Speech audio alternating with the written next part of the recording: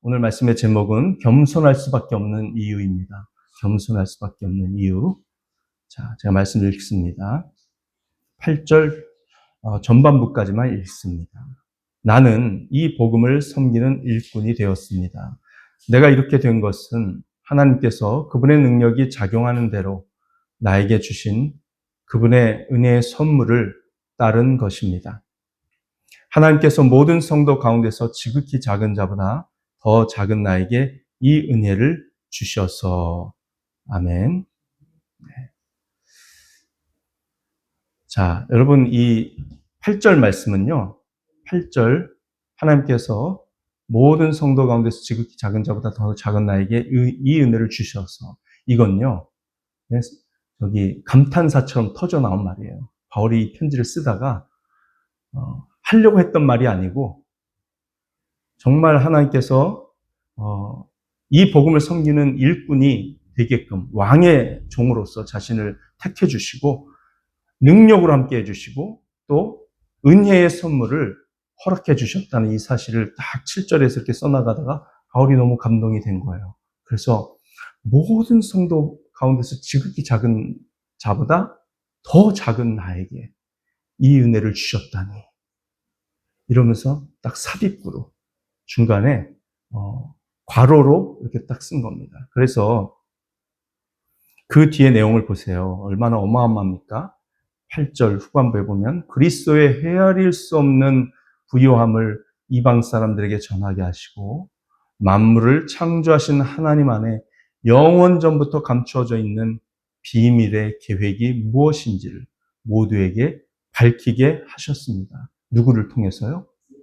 사도 바울을 통해서, 자기 자신을 통해서요. 나 같은 정말 자격 없는 자를 통해서 이 어마어마한 위대한 하나님의 말씀을 전하게 하셨다니, 이걸 딱 생각하면서 바울이 이 8절 후반부부터 9절 내용을 딱 써 내려가려고 딱 하다가 생각 속에서 이게 왜 은혜인가, 이런 거예요. 그래서 8절 말씀, 이것이 갑자기 삽입이 된 문장이라는 것을 강조하기 위해서 어떤 영어 성경 번역본에는요 7절 마지막이 마침표로 돼 있지를 않아요. 문장이 끝나는데 마침표로 안 돼 있고 그냥 쉼표로 돼 있어요. 그리고 8절 중간까지가 쉼표고 8절 초반부가 그 쉼표 안에 있도록 그렇게 명시를 한 영어 성경도 있고, 그 다음에 8절 앞에 7절 끝과 8절 앞에 이 대시 있죠? 막대기, 가로 막대기를 하나 딱 집어넣고 그 다음에 9절하고 8절 사이에도 가로 막대기를 딱 집어넣어서 이것은 자연스럽게 이어지는 문장이 아니고 바울의 감탄사로 나온 삽입구다라는 것을 명시한 영어 성경이 있습니다. 우리 한글 성경이 어떻게 돼 있죠? 그거 표시 안 돼 있죠? 네, 안 돼 있습니다. 우리는 안 돼 있는데 이거는 헬라어 문장에서 자연스러운 문장이 절대 아니에요. 그래서 3장 8절에 하나님께서 모든 성도 가운데서 지극히 작은 자보다 더 작은 나에게 이 은혜를 주셔서, 이거는 원래 하려던 말이 아니고 갑자기 튀어나온 말이다라는 거 여러분 기억해 주십시오. 그러나 무의식 중에 있는 이 말이 정말 중요한 말일 수 있는 거죠. 정말 이거는 항상 사도 바울이 언제나 붙들고 있는 말씀이에요. 언제나. 제가 얼마 전에도 말씀드렸지만 저는 하루에 알람 3번을 켜놓고 말씀을 묵상을 합니다. 아침 8시, 오후 2시, 저녁 8시.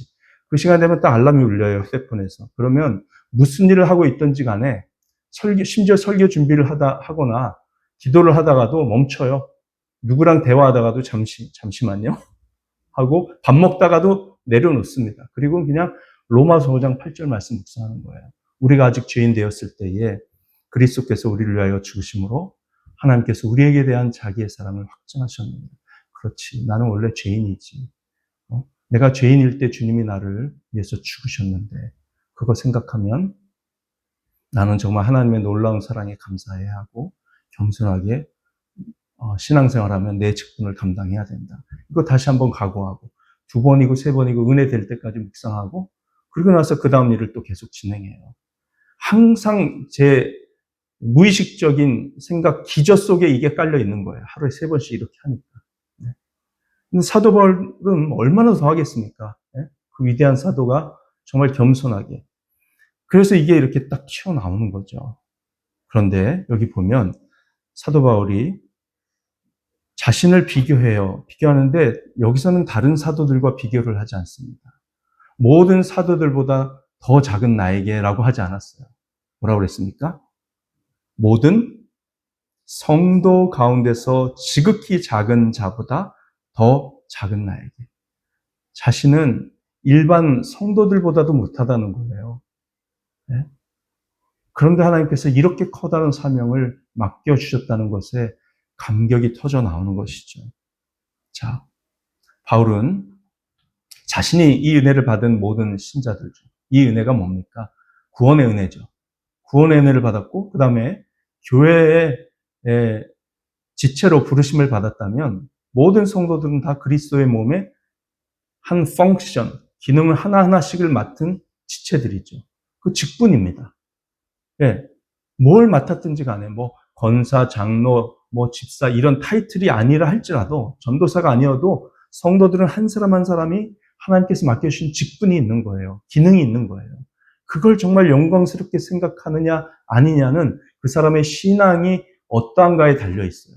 어디에 우선순위를 두고 사는 사람인가가 거기서 판가름 나는 거예요.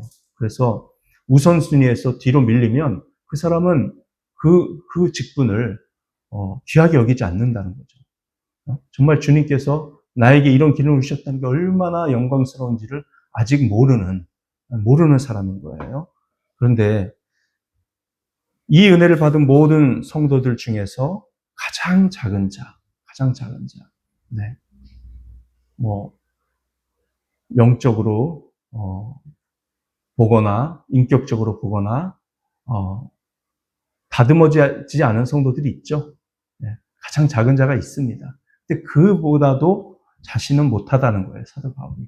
왜 그렇게 생각했을까요, 바울이 이런 겸손의 감정을 가진 데에는 2가지 이유가 있습니다. 첫째는 디모데전서 1장 15절 말씀에 이렇게 돼 있어요. 그 말씀처럼 바울은 자신을 죄인 중에 가장 큰 죄인이라고 여기고 있었기 때문입니다. 자, 디모데전서 1장 15절 16절 제가 읽어드립니다. 그리스도 예수께서 죄인을 구원하시려고 세상에 오셨다고 하는 이 말씀은 믿음직하고 모든 사람이 받아들일 만한 말씀입니다. 나는 죄인의 우두머리입니다. 죄인의 우두머리. 네. 조폭 중에서도 보스라는 거죠. 말하자면. 그러니까 무슨 사건 터지면 제일 먼저 감옥에 끌려갈 사람이 조폭의 우두머리잖아요. 무슨 파. 쪼무레기 안 잡아요. 네? 쪼무레기를 잡는 이유는 뭡니까? 애들 말로 족쳐가지고 그 우두머리에 어디 있는지 신원 파악하고 위치 파악해서 잡아들이려고 미끼로 쓰는 거죠. 네. 그 우두머리가 잡혀야 그 조직 폭력배가 근절이 되는 거잖아요. 그런 것처럼 바울은 자신이 죄인의 우두머리라고 하겠습니다. 자신이 이렇게 하나님 앞에서 꼬꾸라져서 예수님을 믿고 벌하신 예수님 만나서 변화돼서 복음을 전하는 사람이 되니까 어떻게 됐어요? 유대교가 약해졌잖아요. 네? 유대교의 우두머리 같은 사도 바울을 하나님이 구원하셔서 지금 사도를 쓰시는 가운데 어떤 일이 일어나는지 아십니까? 사도행전 말씀에 보면 제사장들의 허다한 무리가 그리스도의 도에 굴복하니라 이렇게 돼 있어요. 여러분, 제사장들이 누구예요? 예수님 십자가에 못 박아 죽인 장본인들이잖아요. 그들이 회개하고 돌아왔다니까요.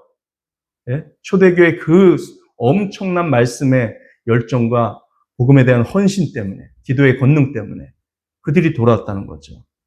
우두머리가 돌아오니까 분위기가 꺾이는 거예요. 꺾여.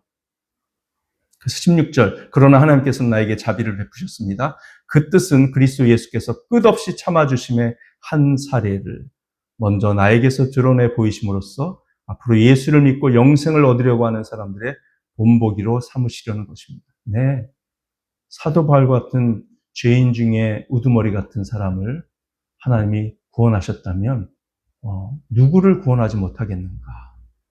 네, 이런 깨달음을 주시려고 본보기로 바울을 구원하셨다는 거예요. 바울은 그렇게 고백하고 있습니다. 왜 나 같은 사람을 구원하셨을까? 나 같은 사람도 구원받을 수 있다는 것을 본보기로 보여주심으로써 모든 사람들이 구원받는 데 있어서 뭔가 주저함이 없이 하나님 앞에 나아올 수 있도록 귀한 사례로 쓰시려고 했구나. 이 고백입니다. 두 번째로 겸손할 수밖에 없는 바울의 스스로의 이유는 뭐냐면 그는 예수님을 모독하고 박해했고요. 교회도 박해하며 파괴하려 했기 때문입니다. 네. 사도행전 26장 9절부터 11절에 바울이 이런 고백을 해요. 사도행전 26장 9절부터 11절. 사실 나도 한때는 나사렛 예수의 이름을 반대하는 데에 할 수 있는 온갖 일을 다 해야 한다고 생각하였습니다. 그래서 나는 그런 일을 예루살렘에서 하였습니다. 나는 대제사장들에게서 권한을 받아가지고 많은 성도를 옥에 가두었고 그들이 죽임을 당할 때에 그 일에 찬동하였습니다. 그리고 회당마다 찾아가서 여러 번 그들을 형벌하면서 강제로 신앙을 부인하게 하려고 하였습니다. 옛날에 일본 순사처럼 지독한 사람이었어요. 나는 그들에 대한 분노가 극도에 다다랐으므로 심지어 외국의 여러 도시에까지 박해의 손을 뻗쳤습니다. 예, 장난 아니었어요. 사도 바울의 명성이, 악명이 얼마나 자자했겠습니까? 그리스도인들 사이에서. 그리고 갈라디아서 1장 13절입니다. 내가 전에 유대교회에 있을 적에 한 행위가 어떠하였는가를 여러분이 이미 들은 줄 압니다. 나는 하나님의 교회를 몹시 박해하였고 또 아주 없애버리려고 하였습니다. 네, 그런 사람이 지금 사도라고 설교하고 돌아다니고 있으니 사람들이 어떻게 이야기하겠어요? 그죠? 네, 정말 하나님의 큰 은혜를 감사하고 찬양하는 사람이 있는가 하면 아직도 경계하는 사람도 있을 수 있는 거죠. 고린도전서 15장 9절. 나는 사도들 가운데서 가장 작은 사도입니다. 나는 사도라고 불릴 만한 자격도 없습니다. 그것은 내가 하나님의 교회를 박해했기 때문입니다. 네. 디모데전서 1장 13절 아까 읽었던 구절을 다시 한번 아까 그 구절이 아니고 그 바로 앞에 있는 구절이에요. 아까 우리 1장 15절 읽었는데 13절. 1장 13절. 내가 전에는 회방자요, 박해자요, 폭행자였습니다. 회방자, 회방하고, 박해하고, 폭행했다는 거예요. 그러나 그러한 행동은 내가 믿지 않을 때에 알지 못하고 한 것이므로 하나님께서 나에게 자비를 베풀어 주셨습니다. 바울이 이렇게 고백하고 있어요. 그러니까 그 자비를 받아서 지금 이 직분도 받았고 하나님의 능력도 받아서 이렇게 복음을 전하는 하나님의 위대한 사명에 동참하고 있다는 것을 생각할 때 바울이 너무 감격스러운 거죠. 그래서 모든 성도 중에 지극히 작은 그 사람이 있다면 그 사람보다 더 자가 난데 정말 신발 밑에 먼지 찌꺼기 같은 존재가 나라는 거죠. 교회의 가장 밑바닥에 있는 사람. 그래서 그런 겸손한 고백을 가지고 바울이 사명을 감당하고 있습니다. 하나님께서는 우리에게도 같은 은혜를 주셨습니다. 사실은 바울에게 주신 은혜가 우리에게 주신 은혜와 결코 다르지 않습니다. 바울에게 은혜의 직분을 주시고 또 능력을 주셔서 복음을 전파하게 하신 하나님은 지금도 우리를 통해서 그 일을 하기를 원하세요. 이미 우리에게 사명도 주셨고 능력도 주셨는데 문제는 뭐냐? 성도들의 문제는 뭐냐면 자기가 하나님 앞에서 직분 받았다는 걸 몰라요. 아예. 모르고 신앙생활합니다. 그걸 일깨우는 게 제자훈련이고 그걸 일깨우는 게 전도폭발 훈련이에요. 그것을 일깨우는 것이 사역자 훈련이고 계속해서 우리 교회에서 뭐 7년 동안 정말 성경 전체를 다 꿰뚫을 수 있는 성경 공부 과정이 준비가 돼 있는데 그걸 다 해야지 정말 능력 있게 사역을 감당할 수 있거든요. 능력 있게라는 건 그거 다 안 해도 능력 있게 사역을 감당할 수 있긴 하지만 우리 발목 잡는 각자의 마음속에 쓴뿌리들이 다 있어요. 사람들은 누구나 다 있습니다. 그거 완전히 박멸시킬 때까지 그거 박멸해 놓지 않아 보세요. 여러분 바퀴벌레 박멸하죠. 바퀴벌레는 박멸이란 말을 쓰잖아요. 근데 박멸하다가 99%만 박멸하고 1%가 남았다고 쳐봐요. 몇 달 지나 보세요. 또 다시 원 상태로 돌아갑니다. 똑같습니다. 똑같아. 네. 네? 텃밭을 기르는 가꾸는 사람은 압니다. 잡초를 뽑을 때요. 위에만 이렇게 싹둑싹둑 자르잖아요. 제초기로. 그러면 한 달 지나 보세요. 또 무성하게 자라죠. 그냥 다 뽑아버려야 됩니다. 뽑아버려야 돼. 잡초를. 그것밖에는 방법이 없는 거예요. 그래서 우리 직분 받았는데 그거 모르는 거 깨닫게 해야 되고요. 또 하나는 하나님이 능력 주셨는데 그거 사용할 줄 몰라요. 능력을 이미 받았는데 그걸 사용할 줄 모르고 내가 가지고 있는지도 몰라요. 성도들이. 그냥 영적으로 가난한 줄 알아요. 그러니까 맨날 가난하게 살아요. 영적으로. 빈약하게 살고. 맨날 사탄에게 밟히고 찢기고 무너지고 그러면서도 자기가 왜 그런지도 모르고 정말 이거 불쌍한 일 아닙니까? 안타까운 일 아니에요? 정말 그래서 우리 이렇게 하나님께서 우리에게 사도 바울이 주신 것처럼 은혜의 선물로 직분도 주셨고 능력도 주셨는데 그것을 깨달은 바울은 나 같은 사람이 이걸 주시다니 이러면서 겸손한 마음으로 살아요. 근데 이걸 모르는 사람은 교만해요. 나 같은 사람이 이걸 주셨다니 이게 뭔지를 모르니까 나 같은 사람에게 주셨다니가 안 나오는 거예요. 이게 얼마나 위대한 건지를 모르니까. 그래서 사역자 중에서도 이게 얼마나 위대한지를 모르고 그냥 사역이 돼가고 많은 사람들이 몰려오고 그러니까 교만해져서 겸손함을 잃어버리고 그저 자기가 잘나서 사람들이 몰려오고 교회가 커지는 줄 알고 그렇게 교만해진 사역자들 한번 보십시오. 끝입니다. 그 사역은 끝이에요. 아무리 많은 사람들이 모인다 할지라도 그 교회는 쓰레기 교회고요. 그 교회를 통해서 정말 구원받았다고 스스로 착각을 할지 모르지만 진정으로 구원받은 사람은 얼마나 있는지 보시라고요. 네. 그 교회에서는 진정한 그리스도의 성령의 사역이 나타나지를 않습니다. 네. 그저 복 받으려고 교회 다니는 사람들만 와글와글 모이는 교회로 그런 수준으로 전락해 버리는 것이죠. 네. 세상에 그런 교회 참 많죠. 미국에도 번영 복음에 사로잡힌 사람들, 예를 들어서 수정교회, 크리스탈 교회, 로버트 슐러 목사라든지, 그 다음에 옛날에 한때 유행했던 긍정의 힘, 조엘 오스틴, 그 사람 그 텍사스에 어마어마하게 커다란 예배당 가진 몇만 명 모이는 큰 교회입니다. 거기 교회 아니에요. 거기가 무슨 교회입니까? 예수님 이름 부르지만 거기서 예수님의 이름으로 얻으려고 하는 것은 그냥 세상의 축복 그거밖에 없는 교회예요. 긍정의 힘, 네. 그런 거 우리가 정말 경계를 해야 되죠. 여러분, 우리가 은혜의 선물을 받은 사람답게, 복음을 전할 능력을 받은 사람답게 겸손해야 됩니다. 우리가 교회에 속한 이상 우리는 교회에서 맡은 모든 봉사와 역할과 성령의 은사들은 모두 왕이신 하나님께서 영혼 구원을 위해 은혜의 복음을 증거하라고 우리에게 주신 능력이라는 것을, 위대한 직분이라는 것을 기억해야 되겠습니다. 우리는 직장에서나 가정에서나 인간관계 속에서 그리스도의 신비를 드러내는 교회가 얼마나 하나님의 아름다운 꿈인가를 드러낼 수 있어야 합니다.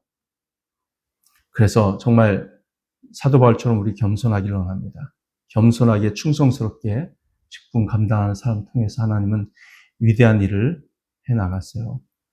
하나님의 능력이 우리 교회 생활을 통해서 복음 증거의 사역 속에 계속해서 흐르게 만드는 것은 단 하나, 겸손함밖에 없습니다. 아무것도 모르면서 교만한 자들이 있고 모든 것을 알면서도 겸손한 자들이 있어요. 모든 것을 알면서도 겸손한 자들은 교회에서 중직 직분자로 세워질 수 있습니다. 근데 아무것도 모르면서 교만한 자가 중직 직분자가 되고, 네, 직분자가 되기 전까지는 겸손해 보여요. 왜? 3분의 2 투표를 넘어야 직분자가 될 수 있거든요. 아무리 제가 제시한 이 자격 조건이 있잖아요, 주보에.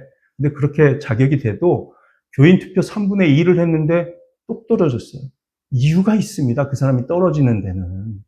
교만하니까 그래요. 사람들 다 알거든요. 교만한 거, 겸손한 거. 그러니까 정말 직분자가 될 사람은 겸손해져야 됩니다. 지금부터.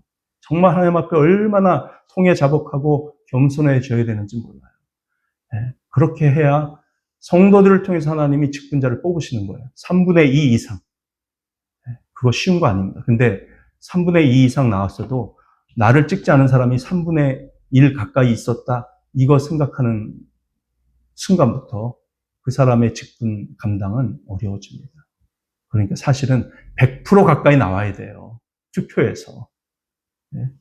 그러려면 정말 직분자가 되려고 하는 사람들은 하나님 앞에 기도하고 겸손해지고 그렇게 돼야 온 교회가 겸손한 교회, 은혜로운 교회, 주님만 높여드리는 교회, 복음을 힘있게 증거하는 교회가 될 줄 믿으시고 우리 직분자 되실 분들, 또 교회에서 여러 리더의 사명을 맡고 여러 사명을 맡은 분들 하나님 앞에서 그런 마음 가지고 감당하시기를 간절히 축원합니다.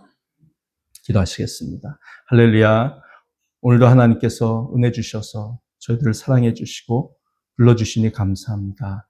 우리 같은 자에게 이 큰 은혜의 직분을 맡겨주시고 능력도 주셨사오니 겸손한 마음으로 주님을 섬기고 기도하는 가운데 승리하며 하나님의 교회를 풍요롭게 만드는 저희들 모두가 되기를 원하오니 주여 긍휼히 여겨주시고 사도 바울에게 자비를 베풀어 주신 것처럼 우리에게도 계속해서 자비를 베풀어 주시옵소서. 감사하며 예수님의 이름으로 기도합니다. 아멘. 네, 오늘도 복된 하루 되십시오. 기도로 승리한 하루 되시길 바랍니다.